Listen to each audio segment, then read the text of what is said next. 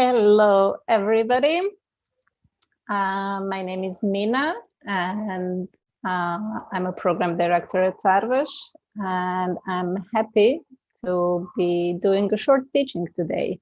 And as you could see from the title invitation of this session, I'm going to talk a little bit about Pirkei Avot. And why I chose Pirkei Avot. It's one of my favorite Jewish texts. I think it has a lot to offer even today, even though this text dates back some 2,000 years, maybe even a bit more. And believe it or not, it's something that we can still find a lot of relevance in text even today. So before we dive in and explore the text itself a little bit, I would like to just give you a little bit of a background to what Pirkei Avot is and where do we find it. So Pirkei Avot, it literally means chapters of the fathers, but we generally translate it as ethics of the fathers. And Pirkei Avot is actually a part of the Mishnah, which is the first text of the Jewish oral law. And it was codified in the year 200 of Common Era by Yehuda Hanassi, who kind of collected all the laws that were kind of transmitted orally from generation to generation after the destruction of the temple and put it together in one kind of piece of work. Mishnah has 6 orders, and each one has a number of tractates, and each tractate kind of divides into chapters, and each chapter has a number of halachot, number of laws. So within the whole Mishnah collection, Pirkei Avot appears in the order called Nezikin, which is a section that primarily is concerned with damages and civil and criminal laws. And there is one resemblance between Pirkei Avot and Mishnah itself, and kind of like the rest of the Mishnah, Pirkei Avot consists primarily of kind of short statements, which are actually halachot and the laws, which are attributed to different rabbis who lived at the beginning of the Common Era. But this is where the resemblance with the rest of the Mishnah ends. And some of us are familiar more with Mishnah, some of us less, but Mishnah kind of is very much concerned with all different kinds of laws. Whereas Pirkei Avot, which is part of the Mishnah, presents us with a series of ethical and moral principles. And there are no laws there.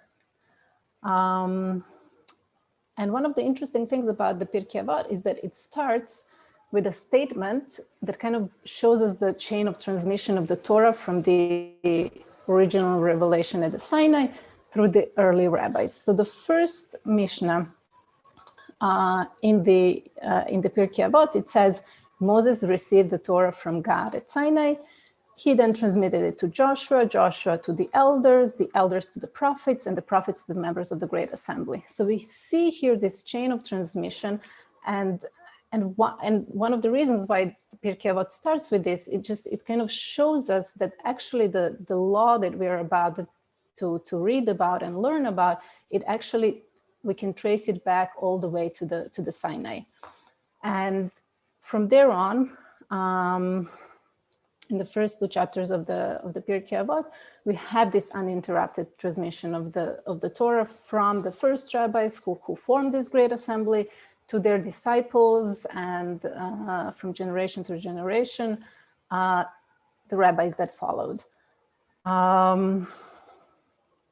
So in a way, by kind of giving each of the rabbis his own voice, Pirkei Avot makes this essential statement about the nature of the Torah and its interpretation, that even though each generation interprets the Torah and applies the Torah according to the needs of their own time, these interpretations have the authority of laws given by God at Mount Sinai, because we have this uninterrupted chain of transmission.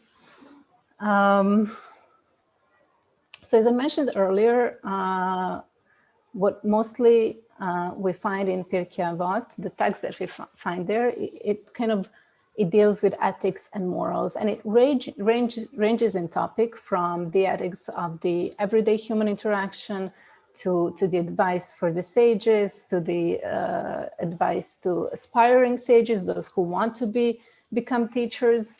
And it also has different statements about the relationship of God and humanity. So kind of we have the emphasis here that is given by the rabbis of that time that kind of supports learning and ethical behavior and humility, fair judgment, service of God, and so on.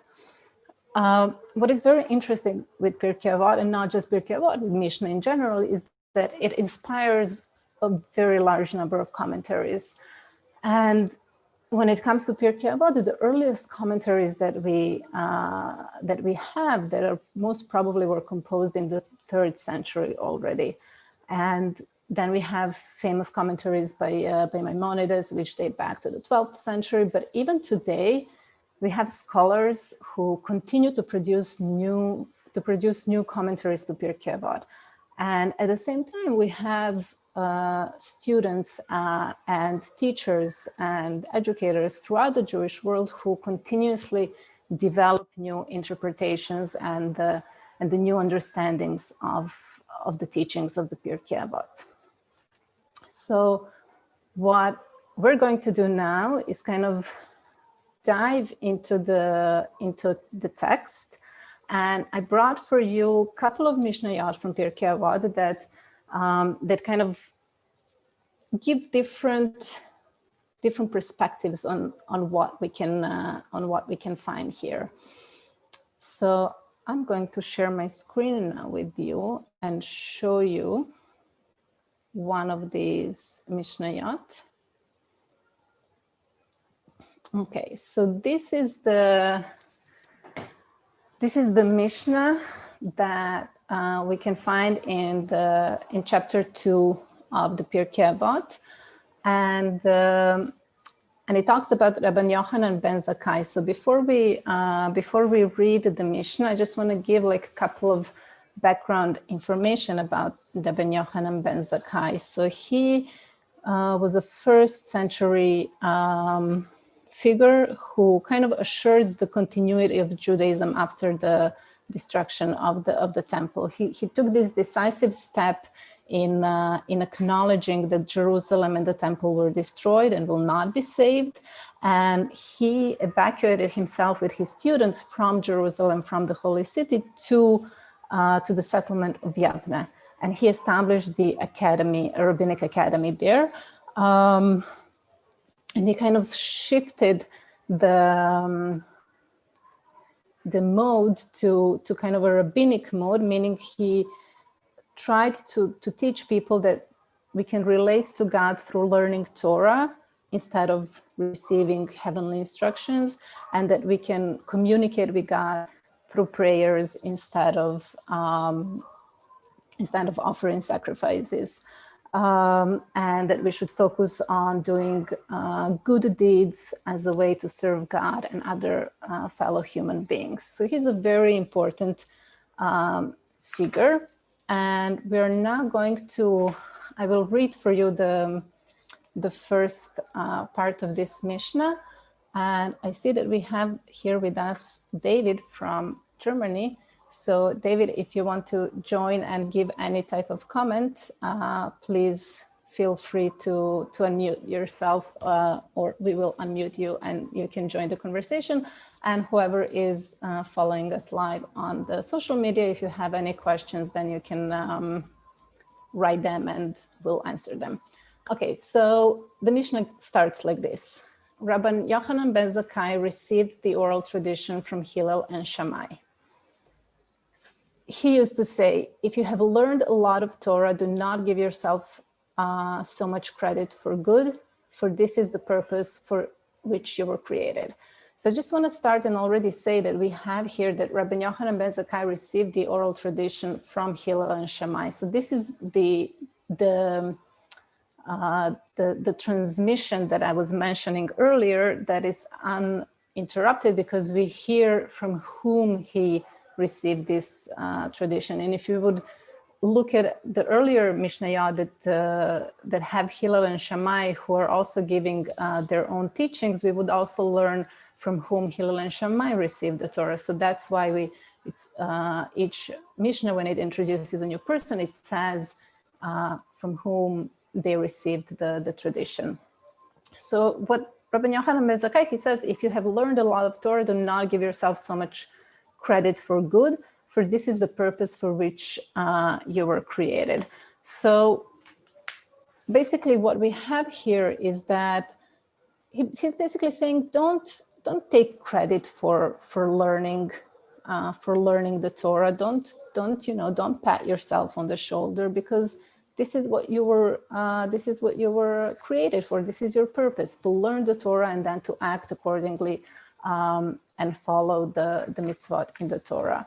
And then it continues, and it says, Rabbi Yochanan ben Zakai had 5 disciples, 5 students, and their names were Rabbi Elazar ben Hyrcanus, Rabbi Yoshua ben Hananiah, Rabbi Yossi, the priest, Rabbi Shimon ben Nathaniel, and Rabbi Elazar ben Arach.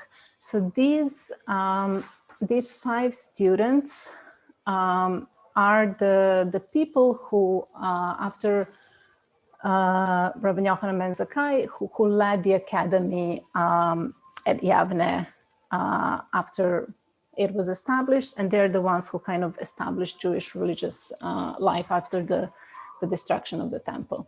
So we have Rabbi Yochanan ben Zakai, who said the following things about them. He listed their outstanding virtues, their outstanding characteristics. So it says, Rabbi Elazar ben Hyrcanus is like a plastered cistern that does not leak a single drop of water. Rabbi Joshua ben Hananiah, happy is the woman that gave birth to him. Rabbi Yossi the priest is a Hasid, a pious man. Rabbi Shimon ben Nathaniel is a sin-fearing man. And Rabbi Elazar ben Arach is like an overflowing spring of water. So we have a lot of metaphors here. And I want to quickly just kind of go through each one of them and kind of unpack it a little bit and try to explain it and give my at least my interpretation of how I understand this Mishnah. So we have that Rabbi Elazar is like a plaster cistern that does not leak a single drop of water.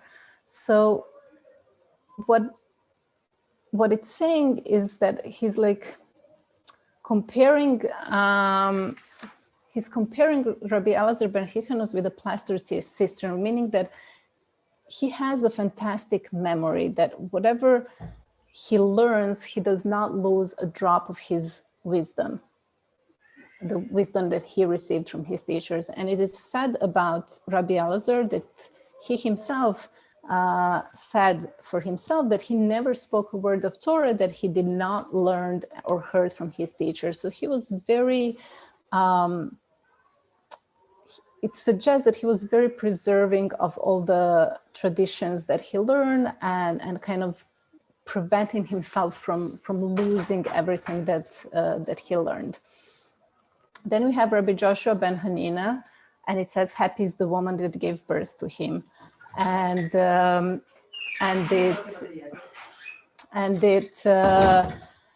it's why are we talking about a woman who gave birth to him is that his behavior was so pleasant and kind. He showed great kindness to the world that people, and Rabbi Yochanan ben Zakai blessed his mother for raising such a person.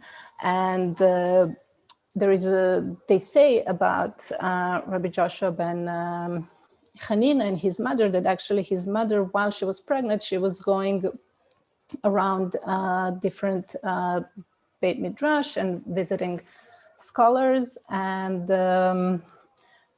kind of was making sure that that even before he was born, but even when he was born, that Rabbi Joshua ben Hanina is kind of in the company of wise men, and that he would be hearing the words of Torah from the time that he was an infant. and his mother just raised him in that way, and then this is the kind of greatness and kindness that he was showing later on. Rabbi Yossi, the priest, who is a Chassid, which is a pious man. So we have here intellectual virtues that are kind of mentioned, and kind of a devotion to God. Rabbi Shimon ben Nathaniel is a sin-fearing man, so the virtue of kind of being very careful and guarding himself and the Torah and the people around himself from evil. And the last person mentioned here is Rabbi Elazar ben Arach, who is like an overflowing spring of water, which we have at the beginning that Rabbi Elazar ben Hyrcanus was kind of honored for preserving everything that he was taught. And at the same time, Rabbi Elazar ben Arach, who is like an overflowing spring of water, it kind of suggests that he had this creative mind and understanding and comprehension that he was adding to the discussion was very much valued in kind of teaching the Torah. So one of the reasons why I brought this Mishnah is that, like, looking at it at first, it talks about Rabbi Yohan ben Zakai's students. So we see these virtues that he kind of lists for each one of these students, which are amazing virtues. And we as human beings, as people, should probably kind of strive to be like these men here. But something that kind of struck me at some point, and it was interesting for me, is to kind of understand what can we learn about Rabbi Yohan ben Zakai as a teacher in this story. So what was very interesting for me is that Rabbi Yohan ben Zakai, as a teacher, lists these virtues and these characteristics about his disciples. And it feels, at least for me, it kind of feels at the same time like these are the virtues that he points out as outstanding, and it's something that he himself is striving to become as well. So it's in a way as if Rabbi Yohan ben Zakai, who is a teacher in this story, is learning something as well from his disciples, from his students at the same time while he's teaching them. And I think that as somebody who is an educator, and all of us who work at Sarvash camp or any other Jewish summer camp in Europe or the world, we as kind of educators, we have to also pay attention to our kids from this perspective as well, kind of taking something from them and learning from them at the same time, and not just passing on the knowledge. So that's about this one. There is a lot more to unpack here and a lot more to discuss, but I want to move on to the next Mishnah, which is giving us, these are two Mishnayot actually, and these are the two pairs of rabbis who lived at the same time, more or less, and they're both giving some teachings to us, and this is kind of what I mean when I say that advice from 2,000 years ago is something that we can implement today, and it's something that we can relate to as well, even though we live in a completely different time period, place, country, and so on. So this is from chapter 1. The previous one was the beginning of chapter 2. This is the beginning of chapter 1 of Pirkei Avot. And it says, Joshua ben Perachia and Nitai the Arbelite received the oral tradition from them, from their predecessors. Again, chain of transmission, uninterrupted authority. And Joshua ben Perachia used to say, find yourself a teacher and acquire for yourself a companion, a friend, and judge all men with a scale weighted in his favor. So what do we actually have here? It says, find yourself a teacher. What does that actually mean? There's this saying in today's world that you should kind of surround yourself with the people who are smarter than you in order to be able to constantly learn from these people. So I kind of see that statement, that saying in the saying, find for yourself a teacher, meaning in order to grow in wisdom and to learn more, you should begin studying with somebody who knows more than you and who can teach you from their own experience. And finding somebody, a person who can serve as kind of a primary teacher, an authority, and a consistent source of wisdom is something that Joshua ben Perachia is basically telling us. So just find a person who is going to be your teacher. We don't have to understand this person to be a teacher as we understand teachers today, but just somebody that is wiser and smarter than you, who will be there and guide you through your learnings. The second part of this, it says, acquire for yourself a companion, a friend. And it's kind of like the original text basically uses the word buy yourself a friend. And it's also very interesting, like, how do you buy a friend and what does that even mean? But in a way to kind of,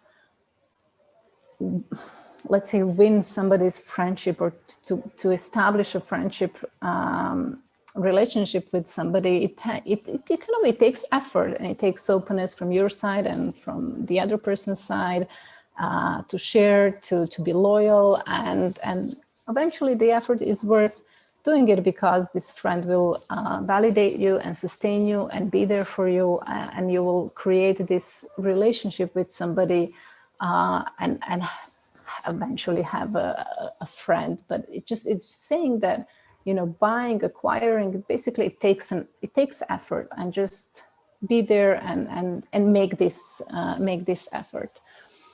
And then the last part says, judge all men with scale weighted in his favor, which in a way, I think it's saying that we should kind of judge everyone favorably, or kind of judge everyone, kind of giving them the benefit of a doubt.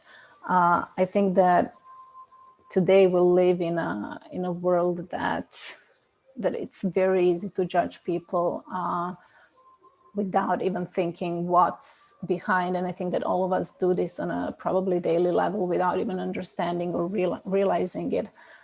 So when you kind of take a step back and pause for a moment, and when it comes to kind of judging people, you should kind of give them a benefit of a doubt and kind of try to understand their position or why they did whatever they did. And Joshua ben Perachia, it seems that he believes that I guess everybody deserves to be judged in the most positive light. And what it says is that this is kind of a way as well to show respect for these people. So we also have in the Talmud, that the Talmud says that giving others the benefit of a doubt will, that the person who gives others the benefit of the doubt will be judged the same way by God and by others. So it's also something to think about in the future. Can I chip something in? Yes, please.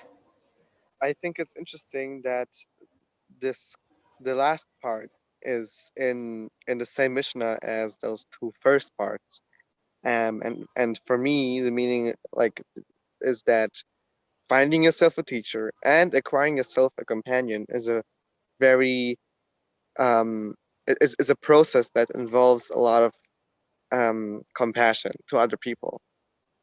So and a core thing, a core virtue of this compassion for other people is giving them the benefit of the doubt, because no one is perfect, and there will be times where your teacher will make a mistake, or something will happen, or your friend will something will happen, and it's always important to not to you know hang it on them, but like giving them the benefit of the doubt that they meant well and so on. So yeah.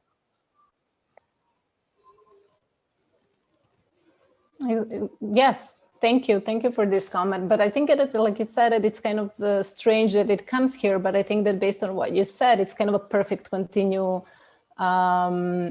it's kind of a perfect continuation for these two, finding a teacher and acquiring a friend, or creating these relationships and kind of trusting people, and with this last portion, judging everyone favorably and giving people the benefit of the doubt. It's also kind of creating this atmosphere of safety and trusting and respect. So yes, definitely. Thank you, David, for this comment. Okay, we're going to move on to the last part of the Mishnah, which is Nitai, the Arbelite, who lived at the same time as Joshua ben Perachia, and he said the following: keep a distance from an evil neighbor, do not become attached to the wicked, and do not abandon faith in divine retribution.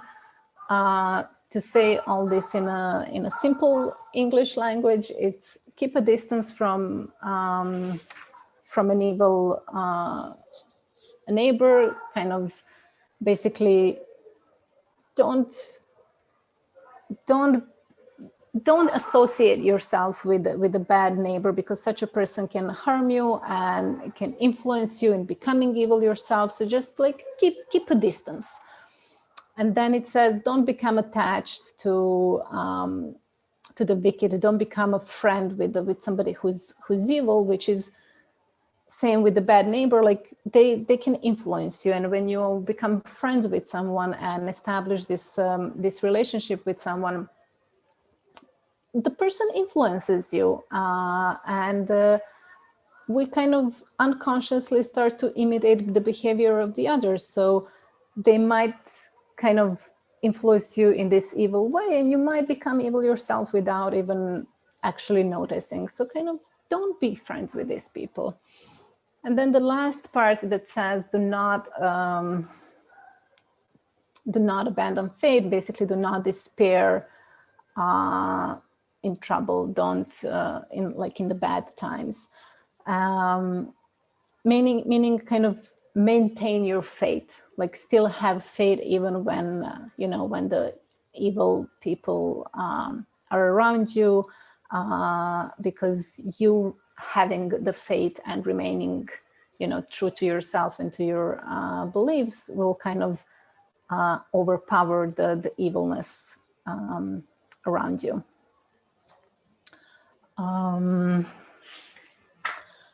So we kind of looked at these two now that we have this kind of piece of advice of like how to be a good person and what to do and what not to do.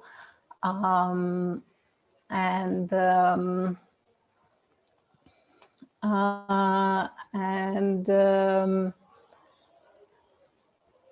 it's interesting, like when I was first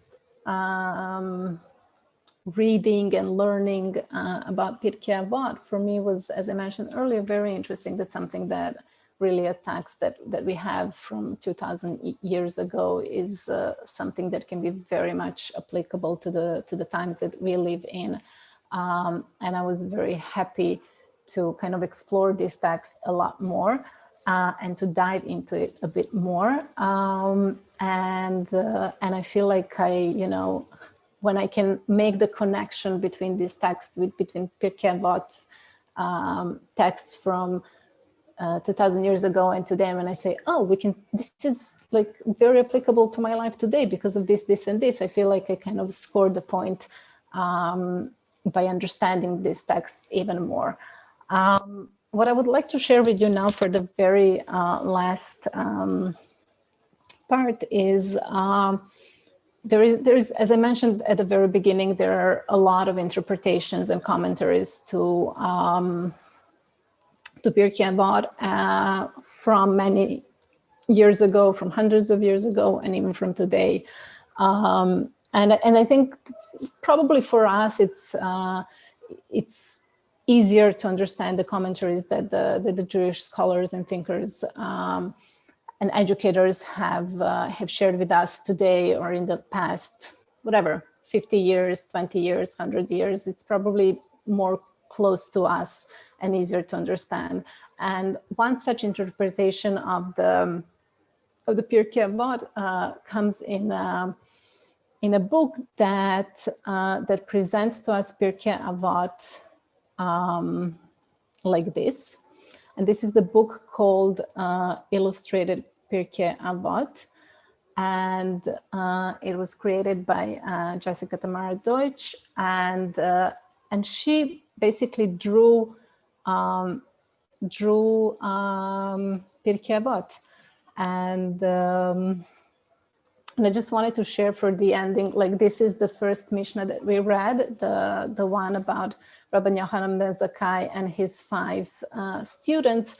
And it just, for me, it's always interesting to, after I learned the Mishnah, to look at his book and to see how this Mishnah was represented. And, you know, here we can see how she envisioned and imagined the 5 students.